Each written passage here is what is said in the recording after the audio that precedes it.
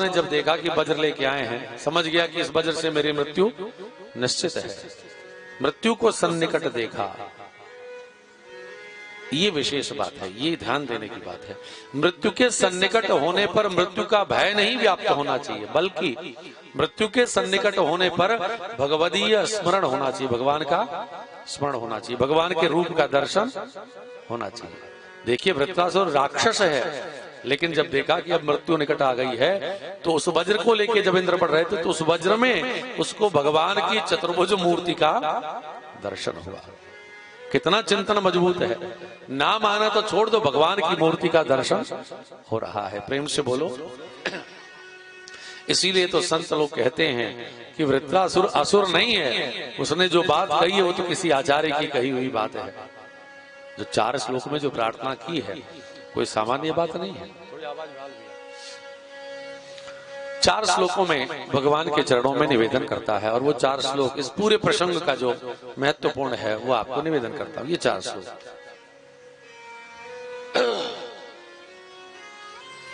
अहम हरेर्तव पादैक मूल दासानुदासो भवितास्मि भूय।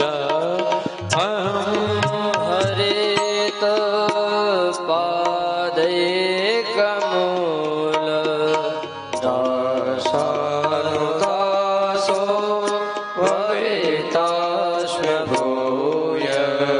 अहम हरेर्तव पादैक मूल दासानुदासो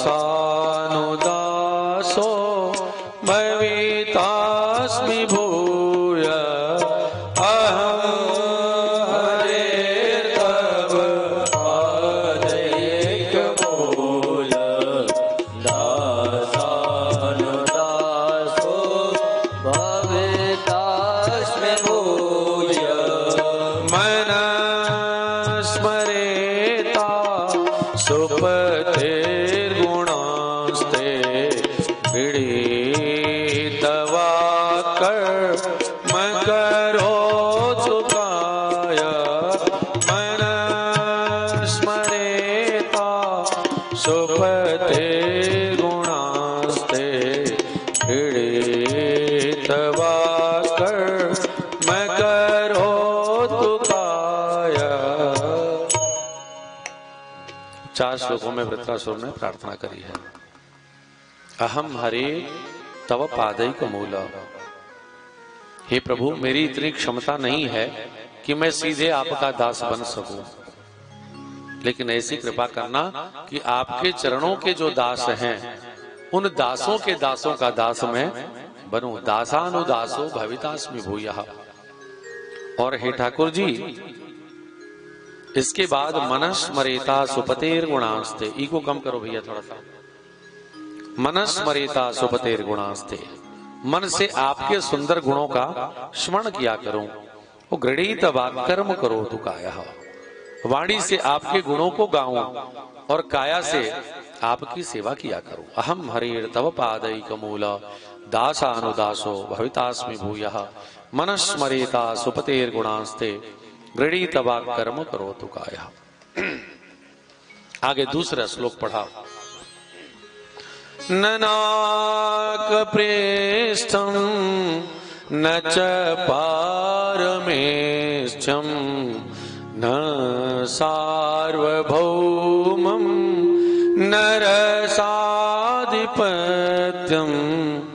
न योग सिद्धि रपुनर्भवं वा समञ्जसत्वां विरहैकांक्षे।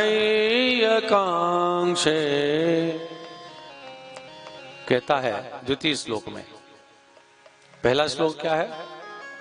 ये चारों श्लोक 4 चीजों के द्योतक हैं, धर्म, अर्थ, काम और मोक्ष। पहला धर्म। धर्म क्या है? आपके दासों के दासों का दास बनो। दूसरे में क्या कहा? हे नाथ, धर्म के बाद काम आता है ना, कोई कामना नहीं है। ननाक प्रेष्ठम न च पारमेष्ठ्यं न सार्वभौमं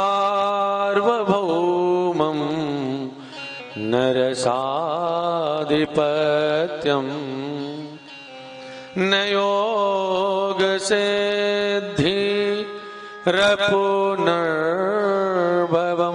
वा समञ्जसत्वां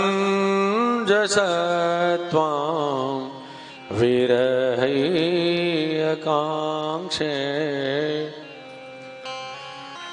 बोले वृंदावन बिहारी लाल की। हे ठाकुर जी, न नाक पृष्ठम, मुझे स्वर्ग का राज्य नहीं चाहिए, न च पारमेष्ठ्यम, न ही परमेष्ठी अर्थात ब्रह्मा का राज्य ब्रह्मलोक को चाहिए, न सार्वभौमम, न ही मुझे भूमंडल का राज्य चाहिए, और न रसाधिपत्यम, न ही रसातल का राज्य चाहिए। आ जाओ माता जी, आप आ जाओ, आपकी इच्छा हो तो आ जाओ, कोई बात नहीं, आनंद। न योग सिद्धि पुनर्भवम वा समंजसत्वाम विरहैकांक्षे।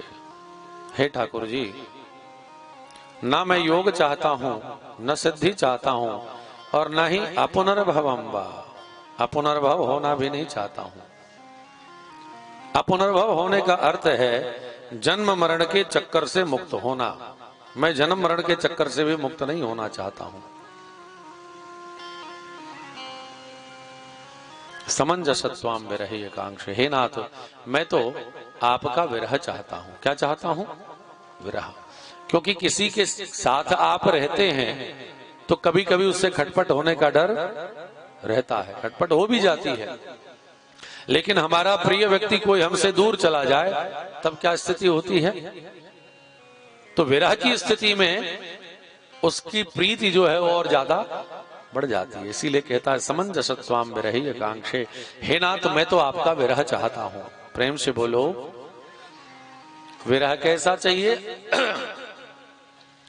अजात पक्षा एव मातरं खगा स्तन्यं यथा वत्सतरा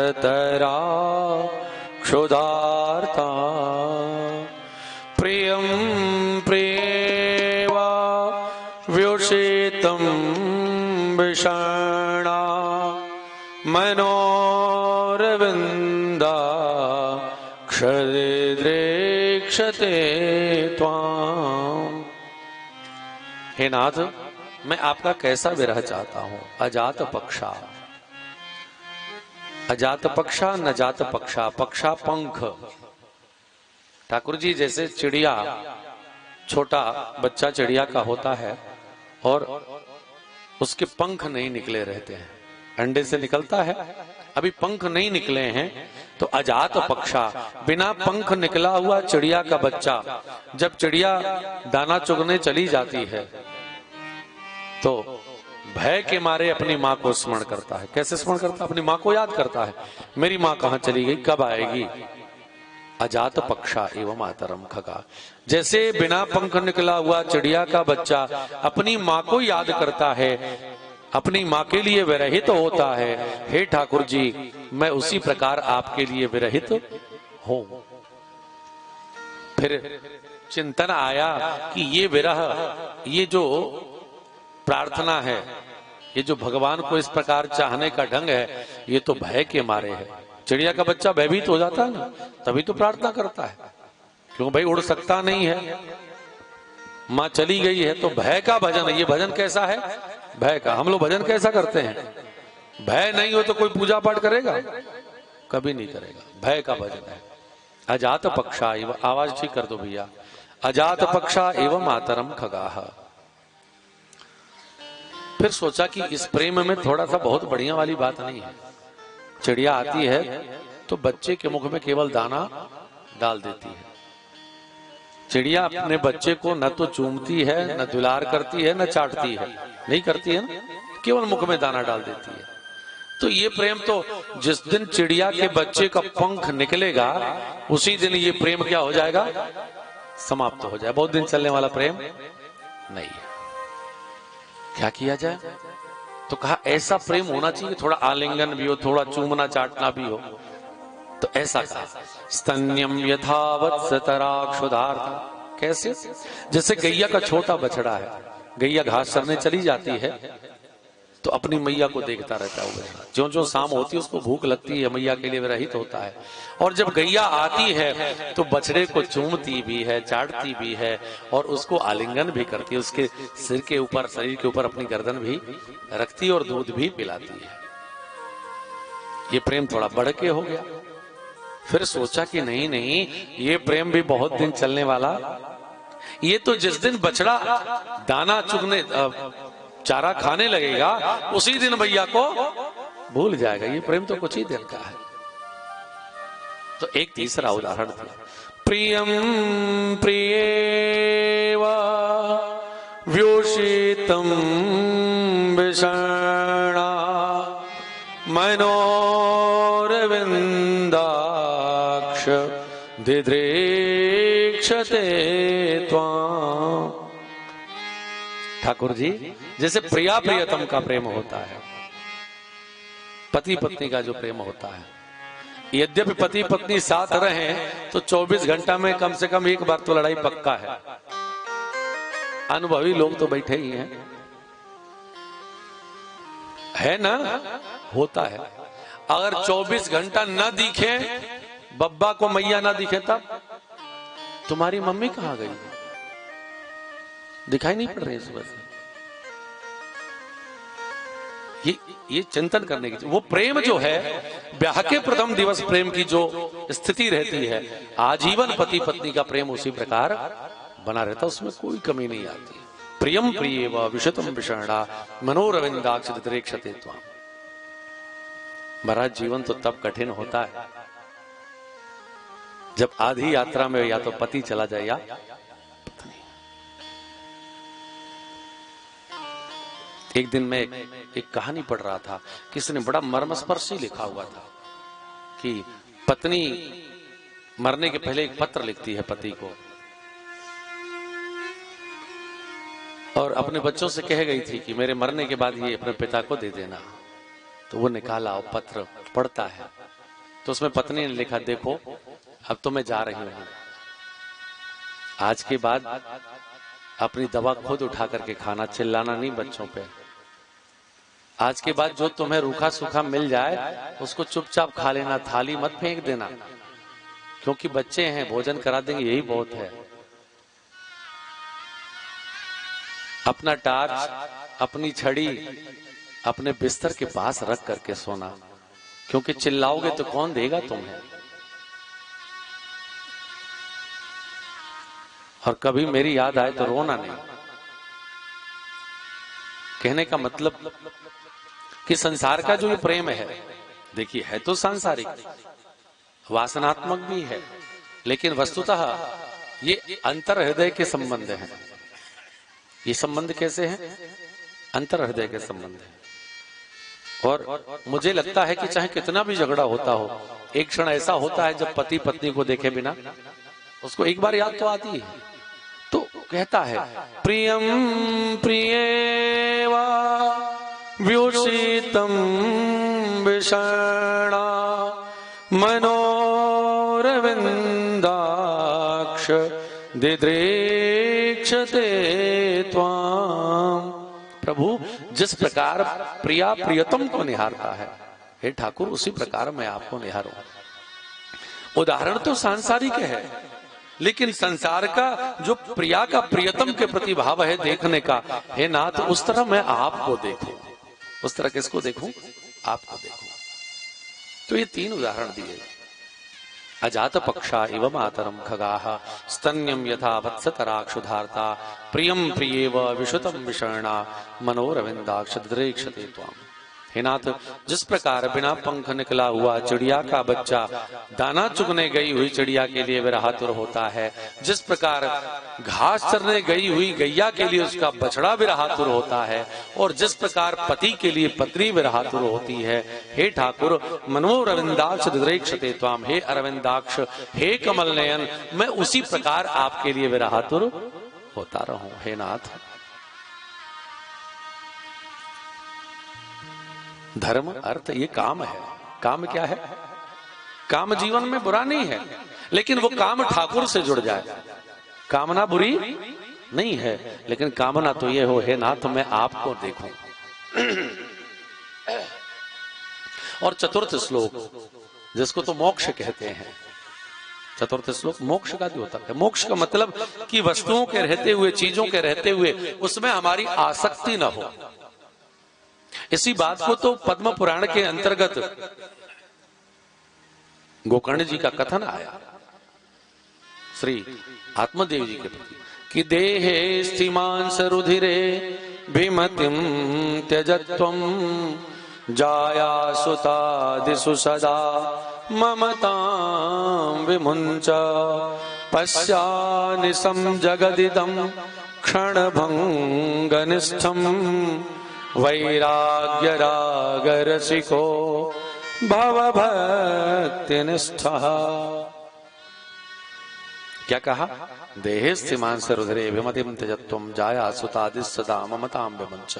इस संसार, परिवार, व्यापार, आधार, विचार, सरकार में जो मन लगा हुआ है, जो ममता लगी हुई है, तस वो ममता विमुंचा, उस ममता का त्याग करो। ये तो मोक्ष है।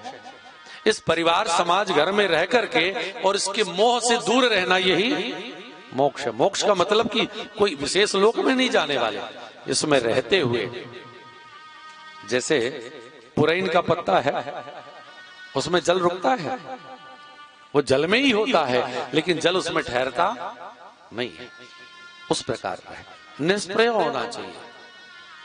तो चतुर्थ श्लोक, ममोत्तम श्लोक जनेषु सख्यम संसार चक्रे भ्रमत स्वकर्मभि त्वन्माययात्मात्मजदार्गे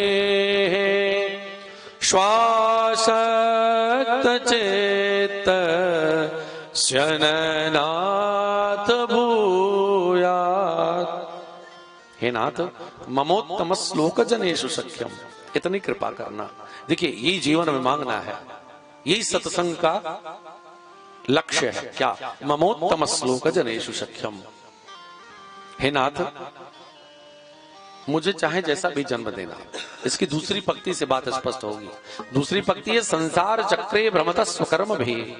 स्वकर्म भी, मैंने जैसा कर्म किया है, यदि कुत्ता, बिल्ली, जीव जंतु, सुअर बनने का कर्म किया है, तो प्रभु मुझे वही बनाना, मुझे उससे मुक्ति नहीं चाहिए।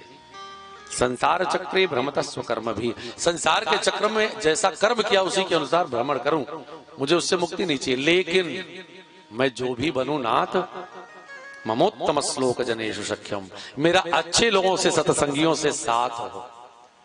कुत्ता भी कोई हो और किसी सत्संगी के घर का हो तो राम राम तो सुनेगा, कृष्ण कृष्ण तो सुनेगा। जीवन में ये आकांक्षा होनी चाहिए। हम किसी भी अवस्था में हो, किसी भी व्यवस्था में हो, उत्तम श्लोक जनेषु सख्यम होना चाहिए, अच्छे लोगों का साथ होना चाहिए। प्रभु मुझे इसकी परवाह नहीं है कि आप मुझे क्या बनाओगे। स्वकर्म भी, मैंने जैसे कर्म किए हैं उसी के अनुसार जो बनाना चाहो बना लेना, लेकिन उत्तम श्लोक जनेषु सख्यम, अच्छे लोगों का साथ, मुझे सत्संग देना। और नाथ फिर क्या करना कि त्वं माययात्मा मजदारगे है, ऐसी कृपा करना कि तुम्हारी जो माया है ना, वो मुझे परेशान ना करे।